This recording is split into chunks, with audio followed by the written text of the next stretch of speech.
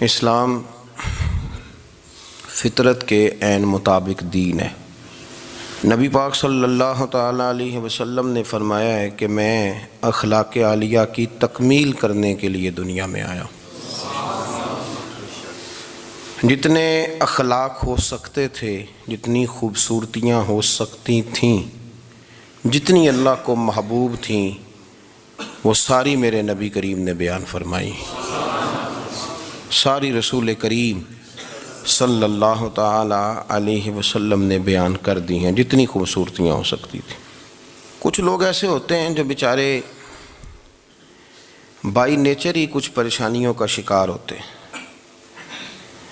اور قرآن مجید نے جو ارشاد فرمایا نا کہ کچھ لوگ نفس کی خواہش کو اپنا خدا بنا لیتے ہیں، تو وہ بلا وجہ بھی بہت ساری باتیں کرتے ہیں جن کا کوئی وجود نہیں ہوتا۔ عورت کو حقوق دلانے کے لیے بہت سارے لوگ بہت ساری غلط باتیں کرتے ہیں۔ جو لوگ یہاں سے کسی کو لے جاتے تھے نا دبئی، دھوکہ دے کے اور لے جاتے تھے یورپ میں، عرب ممالک میں دھوکہ دے کے لے جاتے تھے، تو وہ بھی کوئی خواب ہی تو دکھاتے تھے کہ اتنے لاکھ تنخواہ ہوگی، اتنا کچھ ہوگا۔ وہاں جا کے پتہ چلتا تھا کہ جیب سے بھی دینے پڑیں گے کچھ۔ بہت سارے لوگ ایسے ہوتے ہیں، وہ سارے خوبصورتی کے نام پر ہی دھوکہ دیتے ہیں۔ آپ کو پتہ ہے کہ جو آدمی کسی کو لالچ دیتا ہے تو کسی کو لوٹنے کے لیے اسے لالچ دینا بڑا ضروری ہوتا ہے۔ لوگ پہلے لالچ دیتے ہیں پھر لوٹتے ہیں، پہلے مکمل لالچ دیتے ہیں، یہ چیز مل جائے گی، یہ چیز مل جائے گی۔ لوگ مکمل لالچ دیتے ہیں، اس کے بعد پھر لوٹتے ہیں۔ اور اگر لالچ نہ دیں تو کوئی آدمی قابو آئے گا؟ لوگ لوٹتے ہیں لالچ دے کر۔ اچھا، اب وہ جو جس کو لالچ دیا جا رہا ہوتا ہے وہ کہہ رہا ہوتا ہے کہ نہیں نہیں تمہیں نہیں پتا، وہ اس وقت ماننے کو تیار نہیں ہوتا۔ وہ کہتا ہے اتنی خوبصورت باتیں کر رہا ہے، اتنی اچھے پیغام دے رہا ہے، تم میرے دشمن ہو، تم مجھے منع کر رہے ہو۔ ہوش تب آتی ہے کہ جب سب کچھ لٹ جاتا ہے۔ عورت کو ویسے بھی قابو کرنا بڑا آسان ہوتا ہے۔ اعلیٰ حضرت بریلوی رحمۃ اللہ علیہ فرماتے ہیں بیٹیاں نازک شیشیاں ہوتی ہیں، ان کو تو ذرا سی چوٹ لگے تو ٹوٹ جاتی ہیں۔ دیکھیں کتنا بڑا جملہ کہا بریلی کے امام نے، نازک شیشیاں ہیں۔ ذرا کوئی آدمی گمراہ کرتا ہے، ذرا خراب کرتا ہے۔ اب دیکھیں نا، یہ جو بچیوں کو بچے مس گائیڈ کرتے ہیں، انہیں بڑے بڑے خواب دکھاتے ہیں، وہ بیچاری ماں باپ کو چھوڑ کے، بہن بھائی کو چھوڑ کے اس کے ساتھ شادی کرتی ہے، پھر جو اس کا بعد میں حشر ہوتا ہے، آپ ادلیاں نو سردار پہن تکے تے شرما والیاں نو چوٹے ڈولیاں دے۔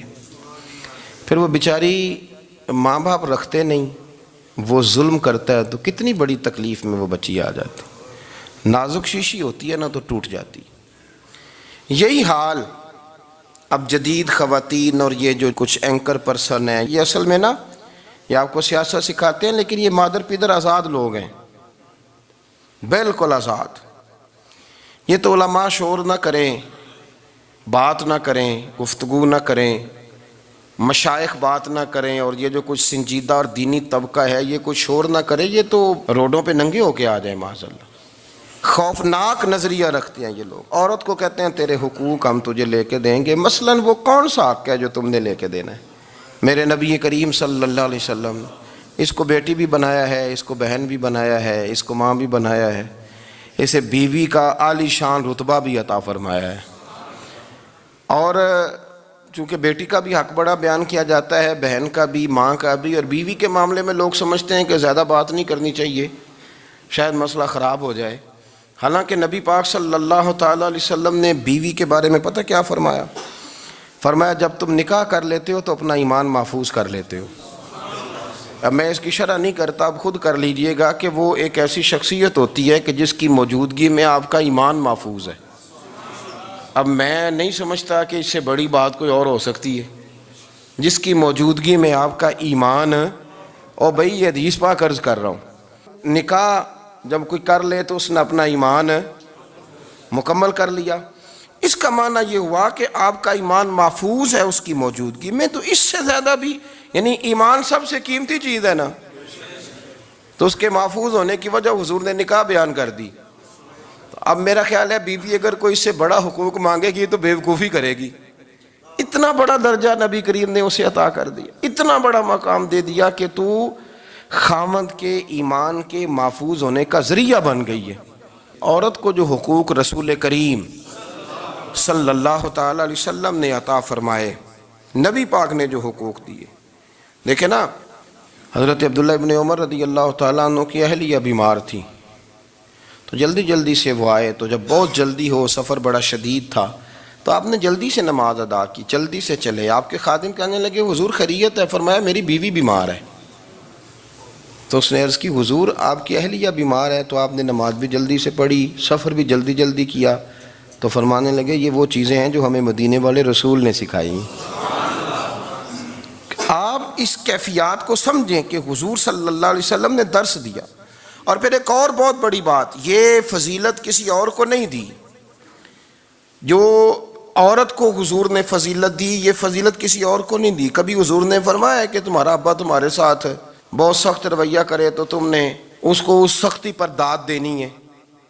فرمایا چلو اگر وہ زیادتی بھی کرے تو تم نے اس کے ساتھ سلوک اچھا ہی کرنا ہے. لیکن آپ ایک بات کو سمجھے نا کہ بچے کے بارے میں, بیٹے کے بارے میں, بیٹی کے بارے میں فرمایا 10 سال کے ہو کے نماز نہ پڑھیں تو سختی کرو, تمہارا ڈنڈا بھی لٹکنا چاہیے. بہت ساری جگہوں پہ بہت سارے لوگوں کے لیے سختی کا حکم دیا, لیکن عورت کے لیے حضور نے جو جملے کہے, اصل میں ہم سمجھتے ہیں کہ یہ ایک بات ہے, مشہور ہو گئی ہے روایت حدیث, تو بس اس کے پس منظر پر اور جملوں کے حسن پر شاید معاذ اللہ غور کرنے کی ضرورت نہیں. ذرا اس لفظ کی تاثیر پر غور کریں. حضور نے فرمایا عورت ٹیڑھی پسلی سے پیدا کی گئی ہے, یہ ٹیڑھی ہے, اس کو سیدھا کرنے کی کوشش کرو گے تو ٹوٹ جائے گی. تو حضور پھر ہمارے لیے حکم کیا ہے؟ فرمایا جیسی ہے تم اسی کے ساتھ نبھا کرو. آپ سمجھیں کہ اتنا محفوظ حضور نے درجہ دے دیا بی بی کو, اتنا محفوظ کہ فرمایا غلطی بھی ہو تو میرے غلاموں تم اس کے ساتھ نبھا کرو, گزارا کر لو. کو کیا اور حق چاہیے عورت کو جس کو اس کی غلطیوں سمیت نبی پاک نے قبول کرنے کا حکم دے دی کہ اس کی کمزوریوں سمیت قبول کر لو. اب اس کو اور کیا کوئی کمزوریوں سمیت قبول کرتا ہے؟ کبھی آپ دکان پہ بیٹھے ہو تو آپ کہیں بھی اس میں یہ بھی غلطی, میرے مال میں یہ بھی کمزوری ہے, یہ بھی کمزوری ہے, یہ بھی کمزوری ہے, تو کر لے قبول. کرتا ہے کوئی؟ کوئی شخص ایسا ہو جو کسی چیز کی کمزوریاں بیان کر کے کہ اسے قبول کرو؟ پر رسول کریم صلی اللہ تعالی علیہ وسلم نے نا ہمیں سبق دیا, حضور نے ہمیں درس دیا, نبی پاک نے ہمیں پیغام دیا. فرمایا یہ ٹیڑھی ہے, سیدھی کرنے کی کوشش کرو گے تو بیچاری ٹوٹ جائے گی, تو اس کے ساتھ نبھا کر جاؤ. آپ میری بات کو سمجھیے گا. چلیں میں اس پر ایک اور بخاری مسلم کی حدیث پڑھتا ہوں. حضرت سلمان فارسی رضی اللہ تعالیٰ عنہ اور حضرت ابو درداء کے درمیان بھائی چارہ تھا. مکے سے مدینے جب لوگ آئے تو حضور نے بھائی بھائی بنایا تھا.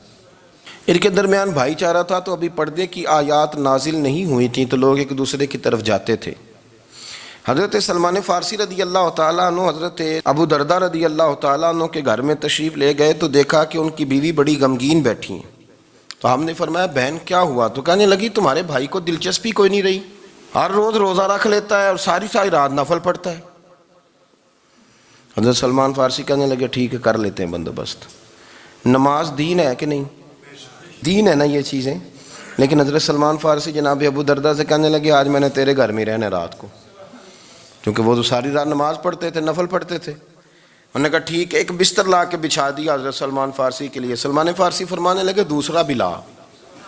کہا وہ کیا کرنا ہے؟ فرمانے لگے تو نے بھی سونا ہے, میں نے بھی سونا ہے, تو نے بھی سونا ہے. عشاء پڑھیں گے اور پھر دونوں سوئیں گے. کہا میں نے تو نماز پڑھنی ہے. فرمایا تہجد کے وقت اٹھ کے پڑھیں گے, اللہ کے رسول بھی رات آخری حصے میں جا کے نماز پڑھتے. ادھر ساتھ سلا لیا. وہ تھوڑی کو دیر سوئے, اب عادت تھی ساری رات اٹھنے کی, ذرا اٹھنے لگے بستر سے. تو حضرت سلمان فارسی فرمایا چپ کر کے سو جا, وہ بڑی رات پڑی ہوئی, چپ کر کے سو جا. وہ لیٹ گئے, پھر اٹھنے لگے. تو فرمایا سو جا چپ کر کے, بڑا ٹائم ہے. سحری کے وقت اٹھے, نفل پڑھے. ان کا ارادہ تھا روزہ رکھنے کا. تو فرمانے لگے کل رکھا تھا نا نفلی روزہ؟ جی رکھا تھا. پرسوں بھی رکھا تھا, ترسوں بھی رکھا تھا. فرمایا آج نہیں رکھنا, آج میں تیرا مہمان ہوں, سارا دن کٹھے مل کے روٹیاں کھائیں گے, آج نہیں روزہ رکھنا. سلا دیا. اب حضرت ابو درداء رضی اللہ تعالیٰ عنہ کہہ تو کچھ نہ سکے، پر کہنے لگے سلمان تم پتہ تم کیا کر رہے ہو، نہ تم نے مجھے رات اٹھ کے زیادہ نفل پڑھنے دیے، سویرے روزہ نہیں رکھنے دیا۔ تو حضرت سلمان فارسی کہنے لگے کوئی لمبی بات تو نہیں نا، چلتے ہیں نا ابھی فجر میں مسجد نبی میں، تو نبی پاک کو بتاتے ہیں سرکار دو عالم علیہ السلام کی خدمت میں تو اپنی بات کرنا میں اپنی کروں گا، حضور نتیجے کا اعلان فرما دیں گے، بات طے ہو جائے گی۔ حاضر خدمت ہوئے، عرض کی یا رسول اللہ صلی اللہ تعالیٰ علیہ وسلم یہ ساری رات نفل پڑھتے ہیں، ہر روز روزہ رکھتے ہیں، ان کی اہلیہ غمگین بیٹھی ہیں، حکم فرمائیں۔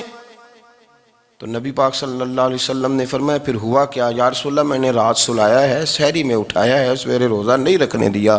نبی پاک نے فرمایا سلمان فارسی نے ٹھیک کیا ہے، سلمان فارسی نے ٹھیک کیا۔ پھر حضور نے فرمایا، نبی کریم نے فرمایا ابو درداء تیرے اوپر اگر اللہ کا حق ہے، اس کے رسول کا حق ہے، دین کا حق ہے، تو فرمایا تیری آنکھ کا بھی تیرے اوپر حق ہے، تیرے وجود کا بھی تیرے اوپر حق ہے۔ یہ حضور نے فرمایا تیرے بچوں کا بھی تیرے اوپر حق ہے، تیری بیوی کا بھی تیرے اوپر حق۔ اس حق کو بھی سمجھے، حقوق اللہ بھی ہیں، پر تیری آنکھ کا بھی تیرے اوپر کیا مانا کہ تیری آنکھ سونا چاہتی ہے تو اسے سلا بھی، تیرے وجود کا بھی تیرے اوپر حق ہے، تو تیرا وجود آرام کرنا چاہتا ہے تو اسے آرام بھی کرا۔ اور پھر وہاں نبی پاک صلی اللہ علیہ وسلم نے فرمایا میں تم سب، سننا یہ لفظ حدیث کے، حضور نے اسی موقع پر فرمایا میں تم سب سے زیادہ اپنے رب کو جانتا ہوں اور میں تم سب سے بڑھ کر اپنے رب سے ڈرتا ہوں۔ حضور فرمانے لگے میں روزہ بھی رکھتا ہوں، افطار بھی کرتا ہوں، یعنی کبھی رکھتا ہوں اور کبھی نہیں رکھتا۔ فرمایا میں نفل بھی پڑھتا ہوں اور اپنی بیویوں کو وقت بھی دیتا ہوں۔ سرکار مسجد میں بھی آتے تھے، نواسوں کے ساتھ کھیلا بھی کرتے تھے، ان کے ساتھ پیار بھی کرتے تھے۔ تو اتنے بڑے حقوق حضور نے بیان فرمائے عورتوں کے کہ تمہاری بیوی کا بھی تمہارے اوپر۔ لو ایک حدیث بخاری کی اور یہاں بیان کر دیتا ہوں۔ ایک شخص نے آ کے عرض کی یا رسول اللہ صلی اللہ تعالیٰ علیہ وسلم جہاد کے لیے تیاری ہو گئی ہے، صفیں بن رہی ہیں، مجاہدین کی تیاری ہے، تو میرا بھی نام لکھ دیا گیا ہے مجاہدوں کی لسٹ میں، لیکن یا رسول اللہ صلی اللہ تعالیٰ علیہ وسلم میری بیوی نے حج کی تیاری کر لی ہے اور میرے دوستوں نے، صحابہ نے میرا نام مجاہدین کی لسٹ میں لکھ دیا، تو میرے لیے کیا حکم ہے؟ یہ بخاری مسلم ہے۔ تو نبی پاک صلی اللہ تعالیٰ علیہ وسلم نے فرمایا جہاد پہ کوئی اور چلا جائے گا تو بیوی کے ساتھ حج کرنے جا، اسے محرم کی ضرورت ہے، وہ تیرے بغیر کیسے جائے گی؟ مجاہدین کو تو اور مجاہد مل جائے گا، پر تو اپنی بیوی کے ساتھ جانا۔ نبی پاک صلی اللہ علیہ وسلم نے مرد کو محافظ بنایا ہے، عورت کو مرد کا قیدی نہیں بنایا، بلکہ عورت کو حفاظت عطا کی اور مرد کو اس کا محافظ بنایا۔ اب بچیاں آزاد ہونا چاہتی ہیں، اور آزادی بھی وہ والی کہ جو بنیادی طور پر آزادی نہیں، فحاشی ہے۔ میں نے بہت پہلے کہا ہے کہ اسلام بیٹیوں کو قیمتی سمجھتا ہے۔ جس بندے کے پاس 20 تولے سونا ہو وہ چوک میں لے کے نہیں آتا، وہ قیمتی چیز ہے، اس نے چھپا کے رکھی ہوتی ہے۔ تو جو نبی پاک صلی اللہ علیہ وسلم کا کلمہ پڑھنے والے بیویاں، اسلام انہیں قیمتی سمجھتا ہے، کہتا ہے کہ تم قیمتی ہو لہذا گھر کے اندر رہو، تم باہر نہ ہو۔ لیکن عورتیں ہیں کہ ان کو بلا وجہ لوگ خراب کر دیتے ہیں اور بلا وجہ وہ اس مغالطے کا شکار ہو جاتی ہیں۔ اب آگے بڑھتے ہیں۔ قرآن مجید نے سورہ نور کی آیت نمبر 30 میں کہا کہ کل للمؤمنین یغضوا من ابصارہم، فرمایا کہ اے محبوب علیہ السلام مومن مردوں سے کہہ دو کہ اپنی نظریں جھکا کے رکھیں، اپنی نظریں۔ اور اگلی آیت میں فرمایا وَقُلْ لِلْمُؤْمِنَاتِ یغضضن من ابصارہن، فرمایا کہ اے محبوب مومن عورتوں سے بھی کہہ دو کہ اپنی نظریں جھکا۔ مرد بھی اپنی نظر جھکا کے رکھے گا عورت کی طرف، لیکن یہ ساری پابندی صرف مرد پر نہیں، عورت بھی غیر محرم کا چہرہ نہیں دیکھے گی، اس پر بھی اسی طرح نظر جھکانے کا حکم ہے جس طرح کہ وہ ہر دکاندار کو بھائی جان کہہ کے گفتگو کرنے کی اس کو بھی اجازت نہیں ہے کہ وہ بھی وہ سمجھے کہ پابندی تو مرد نے کرنی تھی، میں نے تھوڑی کرنی تھی۔ وہ جس کے پاس جائے، جہاں بھی جائے، ڈاکٹر کے پاس جائے، باہر جائے، تو وہ جس طرح مرضی اس کا دل چاہے وہ بات چیت کرے، اس کی عورت کو بھی اجازت اسلام نہیں دیتا۔ بنیادی طور پہ اسلام شرم و حیا کا دین ہے، حیا کی بات کرتا ہے۔ حیا کی جب ہم تعریف کرتے ہیں تو حیا کی تعریف یہ ہے کہ کوئی کبھی چیز دیکھ کے نہ تو آپ کی طبیعت میں کراہت محسوس ہو، آپ کوئی غلط جملہ منہ سے نکالتے ہوئے ذرا جھجکیں، آپ کوئی غلط بات کرتے ہوئے تھوڑا بوجھ محسوس کریں۔ ہمارے ہاں تیزی سے فروغ پایا ہے بے حیائی نے، سنگیوں کی محفلیں، یاروں کی محفلیں، اس میں غلیظ گفتگو ہوتی ہے الا ماشاء اللہ۔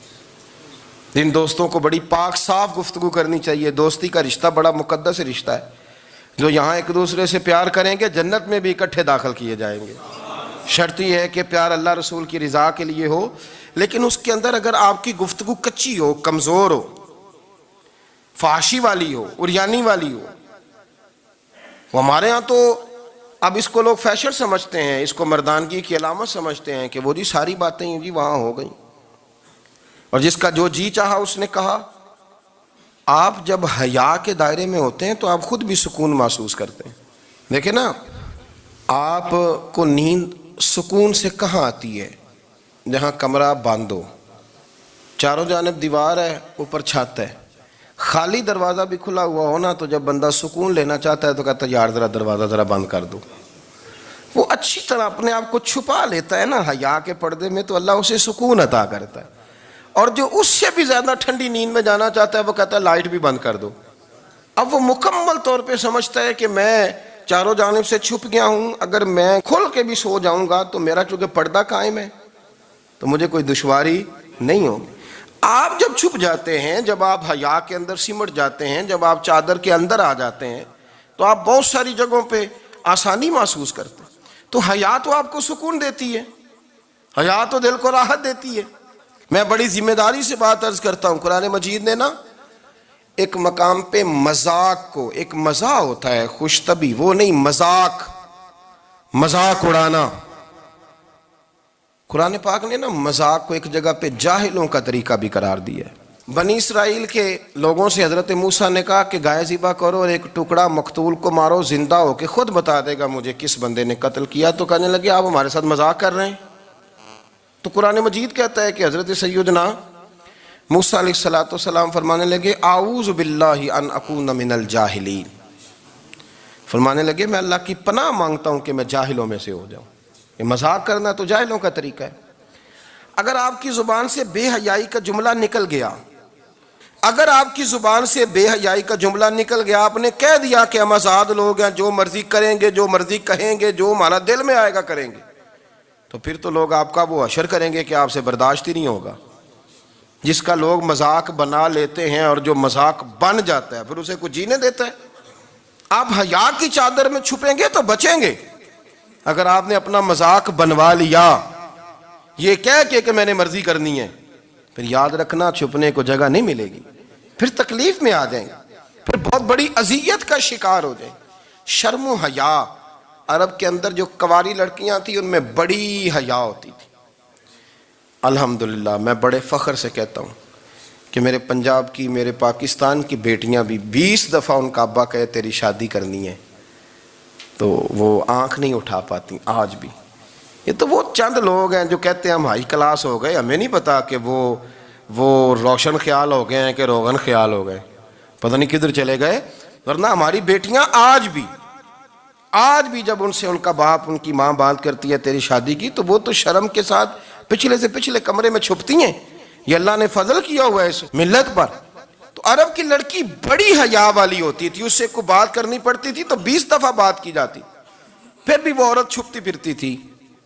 حضرت عائشہ صدیقہ رضی اللہ تعالیٰ عنہ فرمانے لگیں میرے نبی پاک صلی اللہ علیہ وسلم عرب کی کنواری لڑکیوں سے بھی زیادہ حیا کرنے والے۔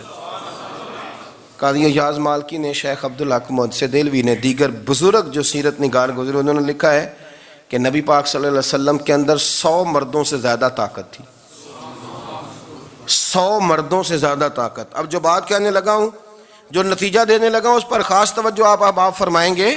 ذرا فکری طور پر، نظریاتی طور پر ایک چیز کو سمجھیے۔ ہم سمجھتے ہیں کہ جوان لڑکا ہے جی جو مرضی کرے، عمر ہے جی۔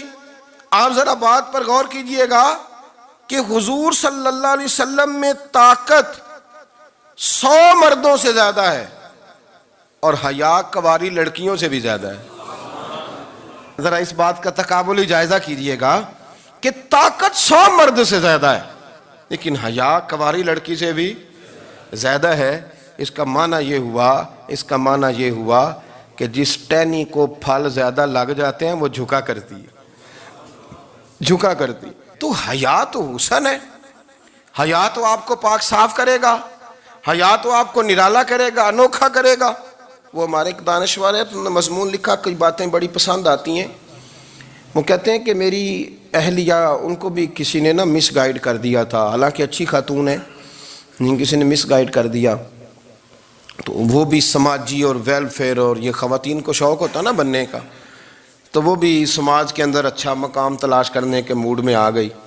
تو کہیں ایک دن جانا تھا تو بڑی بن سنور کے میرے ساتھ وہ گاڑی میں بیٹھ گئی۔ تو میں گاڑی میں، عورتوں کو یہ بھی مسئلہ ہوتا ہے نا کہ ہماری تعریف کرو، تو کئی دفعہ بعد مردوں بیچاروں کو جھوٹ بولنا پڑتا ہے، تو زبردستی کراتی ہیں نا جی۔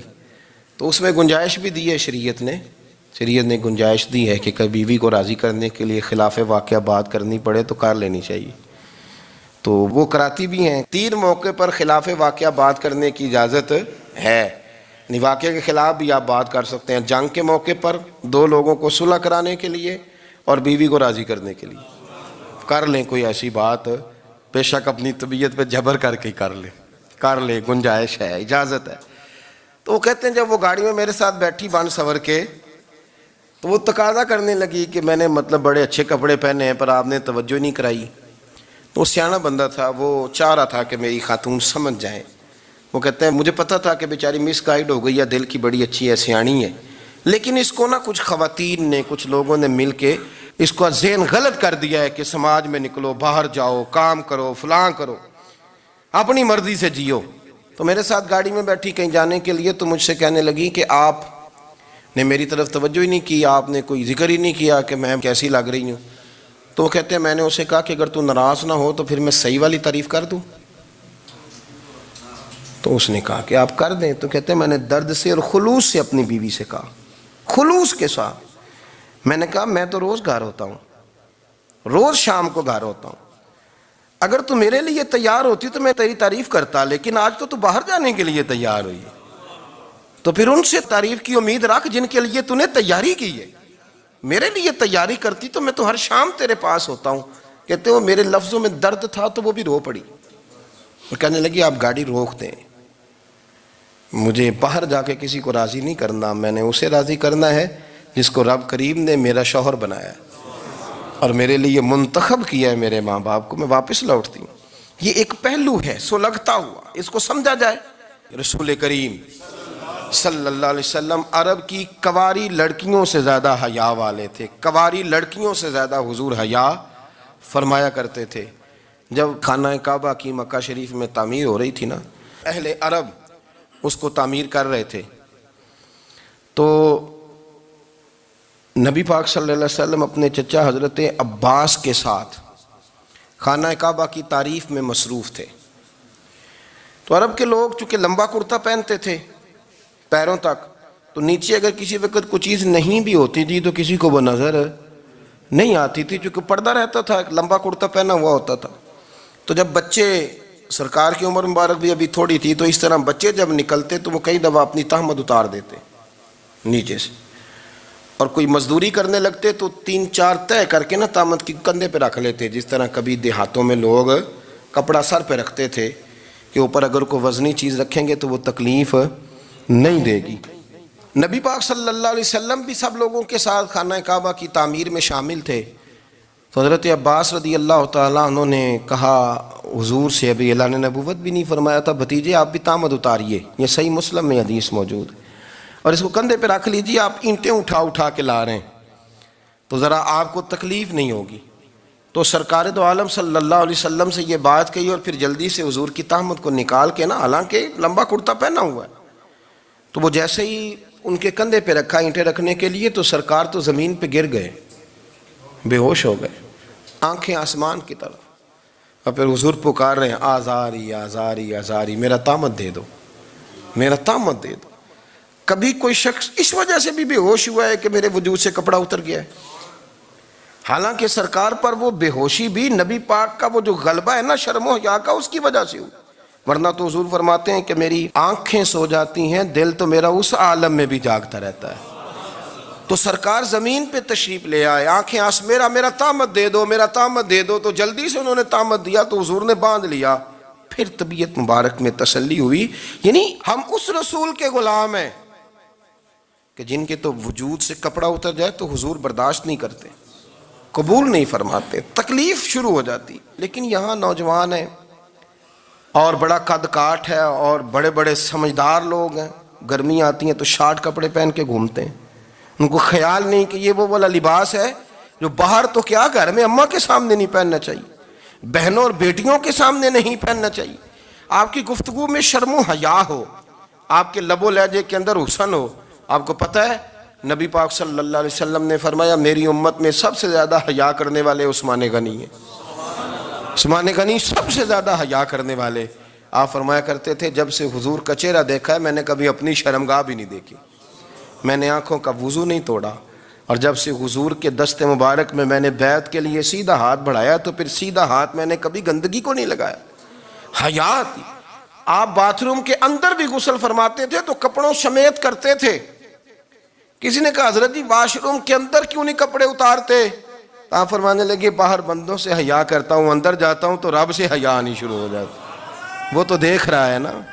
تو میں جو بات آپ کی خدمت میں عرض کرنا چاہتا ہوں اس کو آپ سمجھیے گا میرے عزیز، کہ شرم والا مزاج، گفتگو بھی شرم والی، آنکھیں بھی شرم والی، لباس بھی شرم والا، دوستی یاری بھی شرم والی، بہت ساری ایسی باتیں۔ دیکھیں نا آپ ذرا، میں نے کہا کہ باتوں کو سن کے گزر نہ جایا کریں، اس کی گہرائی پر غور کریں۔ حضور علم کا سمندر ہے، سرکار سے زیادہ علم دنیا میں کسی کے پاس موجود نہیں ہے، اور صحابہ کو موقع ملا ہوا ہے اس سمندر سے فیض لینے کا، لیکن ان کی حالت یہ ہے کہ حضرت علی المرتضیٰ فرماتے ہیں 14 دن گزر جاتے، حضور سے کوئی سوال پوچھنا ہوتا تھا پر میں شرم کے مارے نہیں پوچھ پاتا تھا۔ 14 دن بخاری شریف میں موجود ہے۔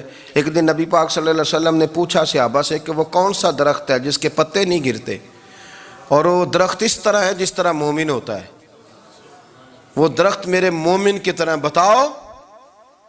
حضرت عبداللہ ابن عمر فرماتے مجھے پتا تھا کہ وہ کھجور کا درخت ہے، لیکن چونکہ ابو بکر صدیق بھی بیٹھے ہیں، عمر فاروق بھی بیٹھے ہیں، مولا علی بھی بیٹھے ہیں، عثمان غنی بھی بیٹھے ہیں، اتنے جید لوگ بیٹھے ہیں، تو مجھے حیا آتی تھی کہ میں کیوں جواب دوں۔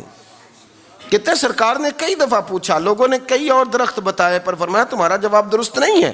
آپ حیا کے اس پہلو پر غور کریں کہ سوال کا جواب آتا ہے، سوال کا جواب، یعنی مجھے سوال کا جواب آتا اور پھر میں دوں نہ، مجھے بدعزمی نہ ہو جائے گی؟ یہ کیسے ممکن ہے کہ میری رات گزر جائے، مجھے پتا بھی تھا اور میں نے بتایا نہیں؟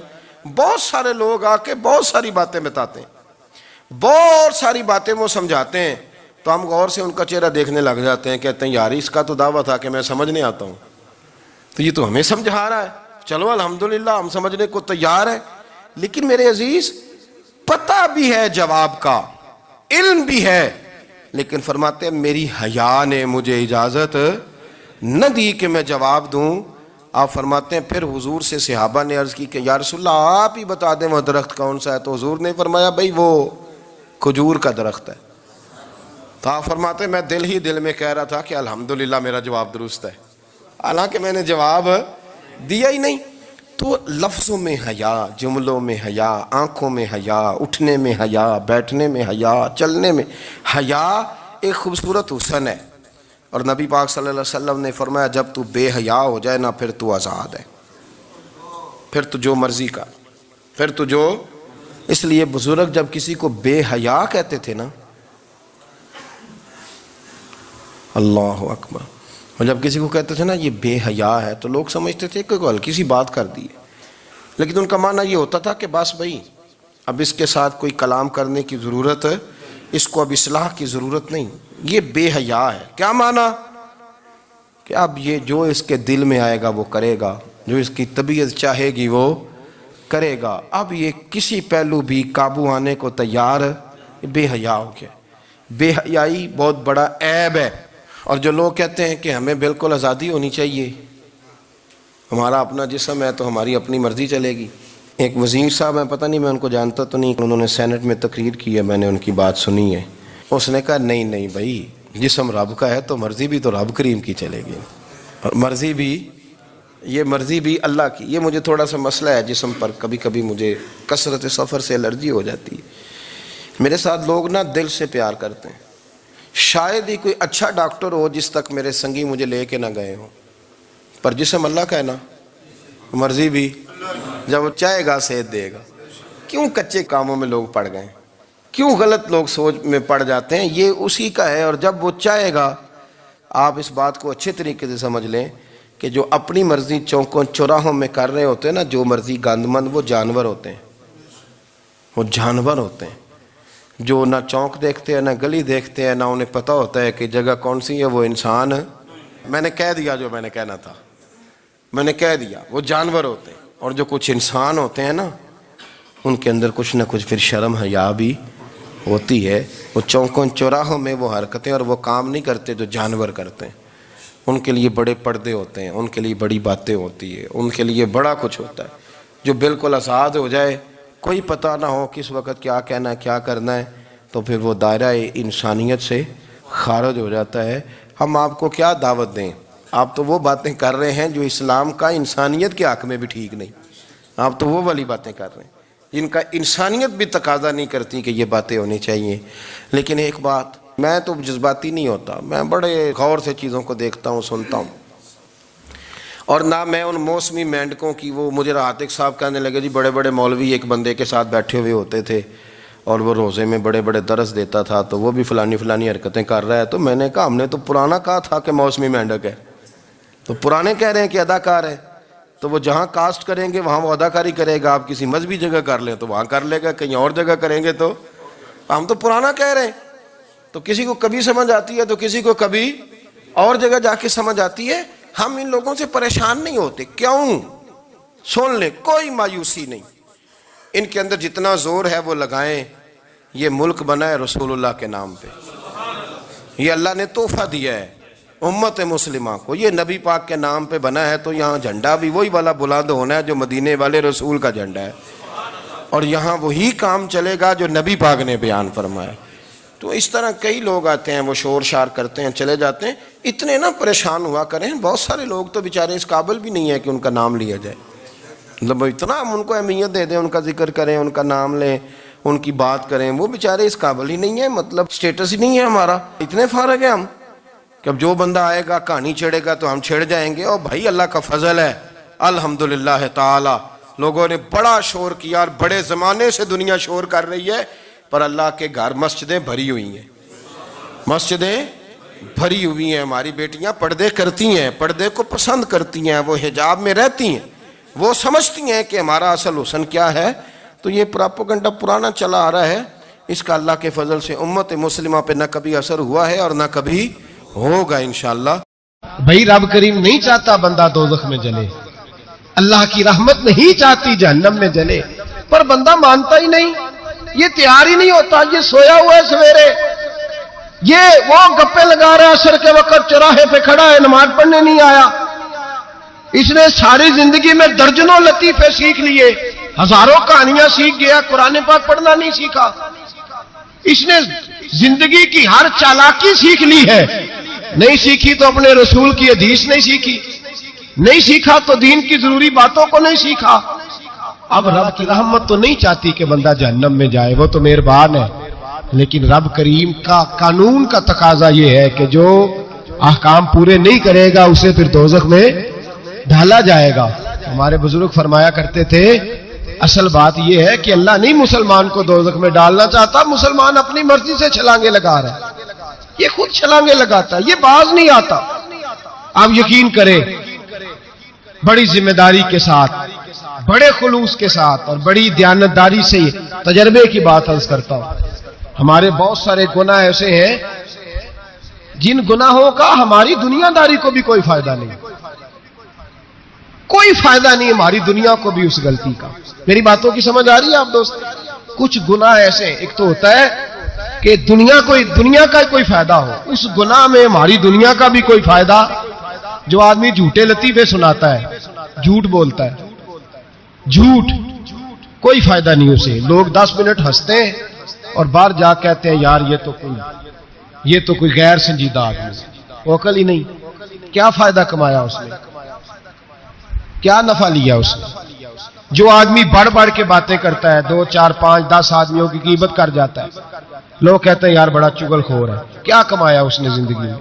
کچھ حاصل کر لیا اس نے؟ ہمارے بہت سارے گناہ میرے بھائی وہ ہیں جن کا ہماری دنیا کو بھی کوئی فائدہ نہیں، تو کیوں نہ ہم ان گناہوں کو چھوڑ دیں تاکہ ہمارے دین کو تو فائدہ ہو جائے، دین کو تو فائدہ ہو جائے۔ صرف زبان کے ذائقے ہیں، کچھ دیر کے لیے ہماری طبیعت کے تقاضے ہیں، 10 منٹ کی مسکراہٹ ہے جس کے لیے ہم اللہ تبارک و تعالیٰ کا قانون توڑتے پھرتے ہیں۔ میرے حبیب کریم علیہ السلام نے مسلمان کو کہا ہے کہ تیرا رب تو چاہتا ہے کہ بس تو آ جا، وہ تجھ پہ رحمت نازل کر دے گا۔ کعب بن حجر، جامع نسائی کی روایت، کعب بن حجر حضور کے صحابی بارگاہ رسالت امام صلی اللہ علیہ وسلم میں آئے، کہا سونیا سلام کا تو پتہ چل گیا کیسے پڑھنا ہے۔ حضور نے فرمایا تجھے کیسے پتہ چل گیا؟ کہ حضور نماز میں تو آ گیا، السلام علیکہ بولنا۔ ایو کا کیا معنی ہوتا ہے؟ ایو کا معنی اور یا کا کیا معنی ہوتا ہے؟ تو اختلاف کیڑی گل ہے؟ ایو کا معنی جیڑی شاید نماز کے اندر جائز ہے باہر کی میں نے جائز ہو گئی، نہیں سمجھ آئی بات کی؟ السلام علیکہ جی، ایک میں اپنی بھی اصلاح کر لوں، حاضر و ناظر کا معنی یہ نہیں کہ حضور ہر جگہ موجود ہے، یہ معنی نہیں۔ قطعاً کوئی ایسا غلط عقیدہ نہ گھڑے جس کی شریعت اجازت نہیں دیتی، یہ کوئی مطلب نہیں کہ نبی پاک ہر جگہ موجود ہے، کہیں نہیں لکھا ہوا۔ معنی یہ ہے کہ حضور اپنے مزار اطہر پہ موجود ہے، ساری دنیا کو یوں دیکھ رہے ہیں جس طرح ہاتھ کی ہتھیلی کو دیکھ رہے ہیں، ساری دنیا کو یوں دیکھتے ہیں جس طرح ہاتھ کی، جہاں جی چاہتا ہے تشریف لے جاتے ہیں۔ بس اس سے زیادہ عقیدہ سمجھ آ گئی؟ لا مکان تک اجالا ہے جس کا کہ وہ ہر مکان کا اجالا ہمارا نبی، سب سے اولا ہو اعلیٰ ہمارا نبی کریم صلی اللہ تعالی علیہ وسلم نے فرمایا میرے غلاموں تم میں سے جب بھی کوئی مجھ پر درود پڑتا ہے اللہ نے فرشتے کی ڈیوٹی لگا دی ہے، وہ لے کے میری بارگاہ تک پہنچا دیتا ہے۔ کتنے فرشتوں کی ڈیوٹی؟ کتنے کی؟ نہیں میں موٹی گل کرنا، جان کٹنے کی ڈیوٹی کتنے فرشتوں کی ہے دسو نا، وہ واقفیت بڑی ضروری ہے نا، کہ کام پینا ہی پینا ہے، اور کسی سے تعلق رہے نہ رہے اس سے کام۔ اللہ کی خلق الموت والا یاد موت پہلے ہے، تو جان کتنے فرشتے نکالتے ہیں؟ حضرت ایک ٹائم میں کنے بندے جاندے نے؟ اپر جاندے نے سب تھاواں تے جی کون جاتے ہیں نا؟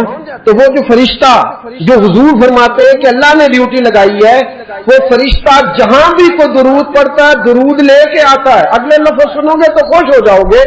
حضور فرماتے ہیں جس نے درود پڑھا ہوتا ہے آ کے اس کا نام بھی بتاتا ہے، اس کے باپ کا نام بھی بتاتا ہے۔ فرشتہ آ کے درود پہنچاتا ہے، اس کا نام بھی بتاتا ہے جس نے پڑھا ہے، اور اس کے باپ کا نام بھی بتاتا ہے۔ بھائی ایک فرشتے کو پتہ چل جاتا ہے کہاں کہاں درود پڑھا جا رہا ہے۔ اگر حضرت اسرائیل کو پتہ چل جاتا ہے، ایک فرشتے کو پتہ چل جاتا ہے، تو نبی پاک تو سب کے امام ہے۔ روزے دے والے نے غلاماں دیا ٹولیاں، ایک پیا سندا ہے کروڑاں دیا بولیاں، ایک پیا سندا ہے کروڑاں دیا۔ نبی کریم صلی اللہ علیہ وسلم کے لفظ حضور نے فرمایا حضرت سیدنا بلال حبشی سے، کس کو فرمایا؟ دیکھو درس بھی کس کو دیا جا رہا ہے؟ حضرت بلال کا۔ بلال جمعے والے دن میں تو درود زیادہ پڑھا کر، اور حضور جمعے کو کیا فرمایا؟ یوم مشہود ہے، باقی دنوں میں فرشتے پہنچاتے ہیں۔ اسمعوا صلاۃ لاہل المحبہ، اور جو جمعے والے دن محبت سے پڑھتا ہے اس کا درود میں اپنے کانوں سے سماعت کرتا ہے، اس کا درود میں اپنے۔ حضرت بلال بڑے سیانے تھے، ہمارا بھلا کر کے کہنے لگے حضور وصال کے بعد بھی واللہ وہ سن لیں گے اور فریاد کو پہنچیں گے ہم۔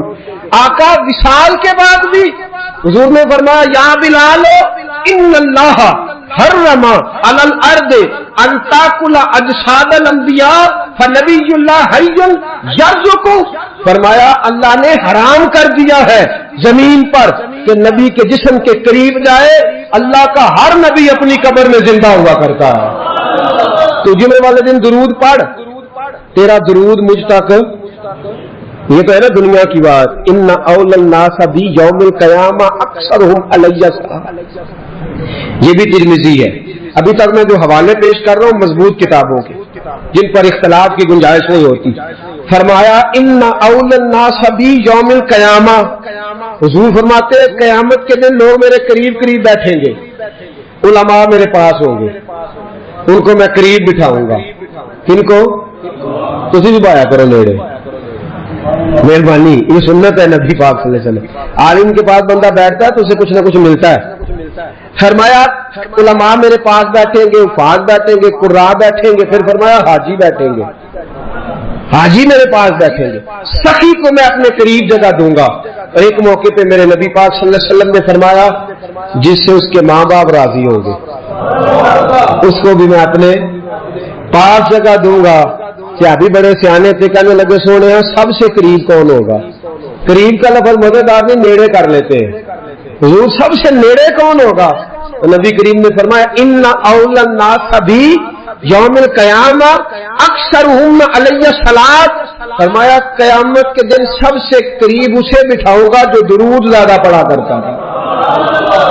جو درود زیادہ اساں جہاں گناہیاں دا جدو اعمال نامہ فرول ہوئے ذرے ذرے نے سامنے آ جانا ہے. جو جو منہ تھی بولیا بول ہوئے اساں کول حضور دے بیٹھ رہنا ہے.